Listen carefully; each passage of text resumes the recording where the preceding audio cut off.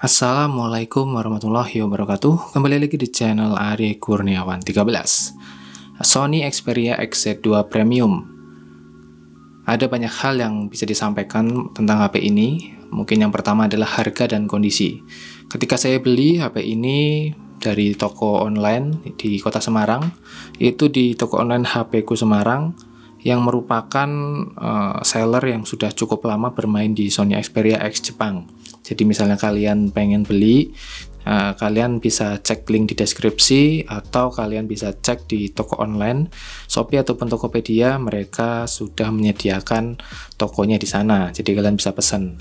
Nah, untuk kondisi yang saya dapatkan, ini saya pilih yang super like new, super mulus, dan memang benar dari semuanya ya, dari semua sisi, depan, belakang, atas, bawah, itu nyaris tidak ada lecet yang saya temui. Di sini benar-benar nyaris unitnya itu seperti baru. Nah, kalau kalian pilih beberapa varian lain, misalnya untuk kondisi yang mulus 97-98, mungkin akan menemui sedikit lecet di bagian bawah sini ya. Atau kalau kalian pilih yang harga lebih murah lagi, sekitar 1.800.000-an, itu kondisinya lecet dan kemungkinan besar akan ada shadow yang cukup kelihatan. Nah, untuk kali ini unit yang saya beli dengan harga 2.060.000, atau mungkin saat video ini tayang harganya sudah turun, mengingat beberapa seri flagship Sony ya, yang seri XZ terutama XZ1, XZ2, XZ3, dan XZ2 Premium ini harganya memang sudah sangat turun untuk per hari ini ya, per video ini tayang. Lalu yang kedua, nah, spek yang kalian dapatkan itu apa aja? Yang jelas pertama itu dimulai dari chipsetnya dulu. Ini menggunakan Snapdragon 845. Nah, Snapdragon 845 di sini menggunakan octa-core 4x2,7 GHz kecepatannya, dan 4x1,7 GHz. Kecepatan ini jauh lebih cepat dibandingkan Google Pixel 3 yang pernah saya pakai kemarin. Jadi kalau kalian lihat skor Antutu yang saya coba di Google Pixel 3 itu memang hanya dapat skor 193 ribuan. Itu memang tidak lazim untuk chipset Snapdragon 845, di mana HP ini masih bisa mendapatkan angka di 300 ribuan, bahkan 340 ribuan lebih. Nah, kalau spek lainnya ini menggunakan setup RAM 6GB dan internal 64GB. Jadi kebanyakan unit XZ2 yang kita dapatkan di pasaran itu rata-rata varian 664. Jadi kalian nggak perlu khawatir bagaimana performanya ya, mengingat RAM 6 di sini sudah sangat cukup, dipadukan dengan chipset yang memang efisien dengan fabrikasi 10 nanometer, sehingga untuk performa baik multitasking, gaming, maupun performa kamera dan lain-lain itu sangat-sangat optimal. Lalu berikutnya layar ya, layar yang kalian dapatkan itu yang pertama proteksinya, ini menggunakan Corning Gorilla Glass baik depan maupun belakang. Nah, di sini depan sini sudah proteksi kaca Gorilla Glass 5, di belakang juga sudah proteksi kaca. Dan untuk frame-nya ini menggunakan frame aluminium, jadi memang kalau digenggam kayak gini cukup solid, dan efeknya adalah cukup berat. Ini lebih dari 200 gram ya. Jadi kalau kalian nggak suka HP yang besar dan berat, saya sih sarankan skip video ini. Lalu layarnya itu teknologinya apa saja? Ini masih menggunakan panel IPS LCD, sudah ada HDR10. IPS LCD di sini setara dengan IPS flagship lah ya, jadi mirip-mirip dengan XZ2, tetapi karena ini resolusinya lebih tinggi yaitu 4K dan kerapatannya sampai 765 ppi density, maka kalau kalian buat nonton film masih lebih nyaman di sini daripada XZ2 biasa. Kecuali kalau kalian bandingkan dengan XZ3 ya, karena sudah menggunakan layar POLED. Dari beberapa sumber yang saya cek sih memang lebih nyaman untuk lihat layar XZ3, karena aspek rasionya juga sudah lebih terkini ya, lebih modern. Kalau ini kan masih aspek rasio lawas 16:9. Lalu untuk berbicara layar lagi, misalnya kalian gunakan ini di bawah sinar matahari langsung, brightness-nya itu memang agak sedikit keteteran ya. Jadi memang ini tidak seterang HP-HP mid-range sekarang. Bahkan HP mid-range sekarang itu nyampe 500 nit, 700 nit ya. Bahkan kalau di picking itu sampai 1200 nit, kayak misalnya Redmi Note 10 Pro. Sementara ini batasnya mungkin hanya sekitar 500 itu udah maksimal, bahkan mungkin standarnya normal itu 480 nits saja. Jadi ya kalian harus terima apa adanya. Namun dalam kondisi cahaya matahari yang terik ini masih bisa digunakan untuk mengetik dan lain-lain ya. Jadi masih bisa digunakan, bukan HP yang tiba-tiba gelap sekali kayak itu, kayak gini enggak. Jadi masih nyaman lah untuk digunakan. Lalu berikutnya adalah kameranya. Nah, ini setup kameranya sedikit berbeda dibanding seri XZ lainnya. Untuk kamera belakang ini menggunakan dual setup kamera ya. Di sini kamera utamanya itu 19 megapiksel dengan bukaan f1.8 yang sudah menggunakan teknologi prediktif PDAF atau Phase Detective Autofocus. Dan ini lensa keduanya nih yang bawah merupakan lensa BW atau black and white, lensa monokrom dengan bukaan 1.6 resolusi 12 megapiksel. Fungsinya apa? Kalau ini fungsi misalnya diaktifkan semua, ini berguna banget untuk menangkap cahaya lebih baik sehingga hasil foto akan lebih tajam. Namun kalau kalian mau menggunakan secara solo, secara mandiri, ini bisa digunakan untuk mengambil gambar hitam putih. Nah, jadi fungsinya ini ya. Kalau lensa utamanya ini yang 19 megapiksel, hasilnya kalau saya cek sih 11-12 dengan XZ2 ya. Kalau saya bandingkan dengan XZ3 belum bisa karena saya belum pernah megang unit XZ3. Tapi kurang lebih hasilnya akan mirip-mirip lah ya. Jika dibandingkan dengan Google Pixel, ini memang harus angkat tangan, terutama di kondisi low light. Sony Xperia XZ2 ini masih ya kurang memenuhi selera kita di kondisi saat ini ya, karena ketika kalian pernah pegang HP Google Pixel pasti kalian akan berekspektasi lebih kepada hasil kamera yang ada saat ini. Nah, untuk kamera depannya ini menggunakan setup 13 megapiksel, ini jauh lebih besar daripada XZ2 biasa dengan bukaan f2.0. Ini ya, lensanya 22 mili, cukup wide memang, jadi kalau kalian mau buat selfie ya ini cukup oke lah ya. Nah, ini cukup luas. Jadi kalau kalian mau foto berbarengan nih gini masih bisa menampung 2, 3, 4, 5 orang lah ya, yang satu tumpuk di atasnya gitu. Nah, ini untuk interface kamera belakangnya memang ya kayak gini ya, selalu Sony, tidak ada bedanya. Nah, kalian bisa pilih untuk misalnya gunakan lensa monokrom, kalian bisa pilih yang ini, foto monokrom. Nah, kalian bisa ambil langsung foto hitam putih.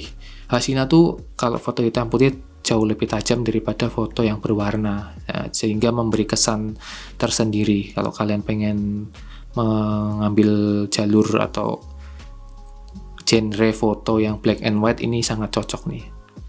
Nah, untuk performa videonya bagaimana? Videonya di sini kalian bisa sampai resolusi 4K maksimal dengan frame rate-nya itu 30 fps. Lalu untuk steady shot-nya ini hanya akan aktif, yang aktif pintar yaitu hanya di Full HD dengan menonaktifkan fitur HDR-nya. Nah, ini sudah menggunakan fitur aktif pintar, maka kalau kalian record itu videonya akan sangat-sangat stabil. Oke, untuk fitur video mungkin akan saya bahas lebih lanjut di segmen khusus. Selanjutnya adalah untuk performa chipsetnya. Nah, untuk chipset Snapdragon 845 di XZ2 Premium ini jauh lebih optimal daripada XZ2 biasa karena di sini menggunakan RAM 6GB. Ini sangat terasa ya kalau kalian main Mobile Legends, terutama misalnya kalian pengen setting ke grafik yang cukup tinggi, yaitu grafik ultra, maka bisa dilakukan di HP ini. Di Xperia XZ2 kalian tidak bisa melakukannya. Begitu juga dengan Google Pixel 3. Jadi mentok di grafik high. Kalau di sini bisa sampai ultra. Karena apa? Karena dukungan RAM-nya yang memang mumpuni.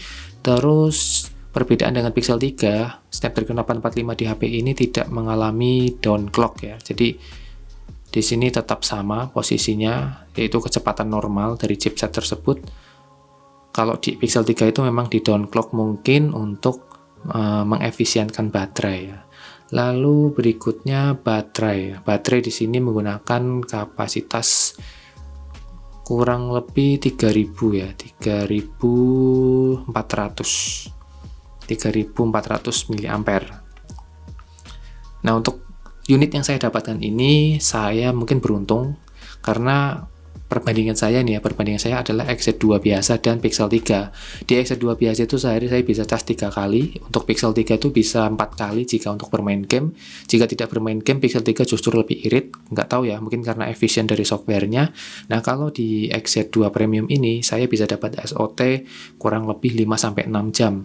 Dan sehari misalnya saya nggak main game, itu bisa ngecas hanya cukup 1 kali saja. Misalnya cabut cas chargernya itu jam 6 pagi, maka bisa tahan sampai jam 8 atau jam 9 malam. Ya, ini cukup irit ya untuk HP yang ukurannya udah usia cukup tua ya. Mungkin dari 2018 bulan April ya udah 3 tahunan. Maka untuk baterai ini saya acungi jempol sih. Emang ini konsekuensinya jadi berat banget nih HP. Untuk performa kamera akan saya skip dulu di video ini, akan saya tayangkan khusus bagaimana nanti seperti di review kameranya Google Pixel.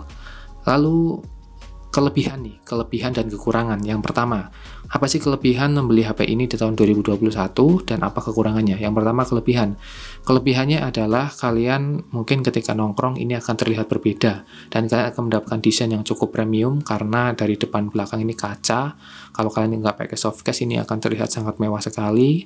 Terus bodinya ini sangat kokoh dan juga sini sudah mengadopsi berbagai fitur yang ada di flagship. Yang pertama, NFC udah ada, dual speaker, kamera yang bagus, ada tombol shutter di sini, fingerprintnya juga cepat, dan berbagai fitur-fitur flagship lainnya itu sudah bisa kalian genggam dengan hanya harga 2 jutaan saja. Itu kelebihan yang pertama ya. Lalu kelebihan berikutnya adalah kalian mungkin ketika di angka 2 jutaan akan bingung menentukan beli HP mid-range ya, terutama mid-range sekarang itu kan memang cukup banyak menggunakan chipset baru di mana beberapa game itu belum optimal, terutama chipset kayak Snapdragon 678, 632 itu masih membutuhkan update software dan firmware lagi ke depannya. Tetapi kalau memang kalian butuh penggunaan jangka panjang sih, saya tidak menyarankan beli HP ini karena terutama ini untuk HP utama ya, jangan kalian gunakan HP ini. Ya, plus minusnya HP ini tentu ada. Nah, sekarang kita berlanjut ke kekurangan nih, biar kalian nggak terlalu berharap dengan HP ini ya. Meskipun banyak sekali yang bilang ini mewah, ini performanya sangat oke, tapi tetap ada kekurangan. Yang pertama adalah sinyal. Tidak ada yang bisa menjamin apakah sinyal ini akan tetap aman dalam jangka waktu 2-3 bulan ke depan, karena memang ini adalah HP X Jepang yang tidak masuk resmi ke Indonesia. Nah, jadi terutama untuk sinyal, baik operator manapun yang kalian pakai akan ada potensi IMEI-nya diblokir. Itu kekurangan yang pertama. Kekurangan yang kedua adalah jika dibanding dengan HP-HP sekarang yang ukurannya mungkin lebih kecil dari ini dan ukurannya tidak lebih berat dari ini untuk beratnya, kalian akan mendapatkan performa baterai yang jauh lebih baik dibanding kalian beli HP ini. Karena memang ini meskipun berat dan tebal seperti ini, tetapi kapasitasnya tidak lebih dari 4000 mAh, hanya 3400. Sementara kalau HP sekarang itu kan minimal baterainya 4500, bahkan 5000 sampai 6000 mAh. Dengan harga segitu kalian bisa dapatkan performa yang mungkin bisa bertahan 2-3 hari.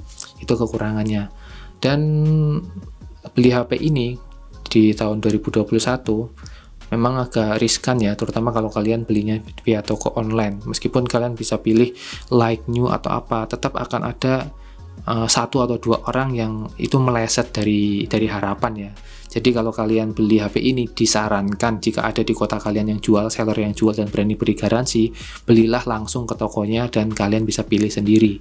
Jadi kalian bisa tahu apakah kondisi layarnya baik atau kondisi bodinya itu masih mulus atau tidak. Tapi kalau kalian kirim-kirim, saya sarankan beli di seller yang memang sudah punya reputasi.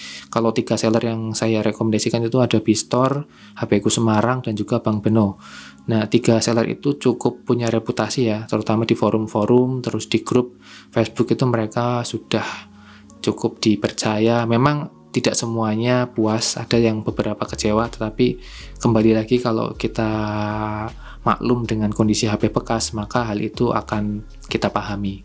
Nah, mungkin itu aja kesimpulannya. Belilah HP ini jika kalian memang memiliki dana yang terbatas untuk membeli HP yang berperforma tinggi, dan kalau kalian memang sudah tahu resikonya, beli HP ini tuh resikonya apa aja. Dan berikutnya adalah kalau saran saya sih jangan gunakan HP ini sebagai HP utama kalian. Cukup gunakan sebagai HP mungkin hanya untuk gaming saja atau musik saja dan lain-lain. Jangan gunakan untuk HP utama. Terima kasih sudah menonton, semoga ulasan ini bermanfaat. Wassalamualaikum warahmatullahi wabarakatuh.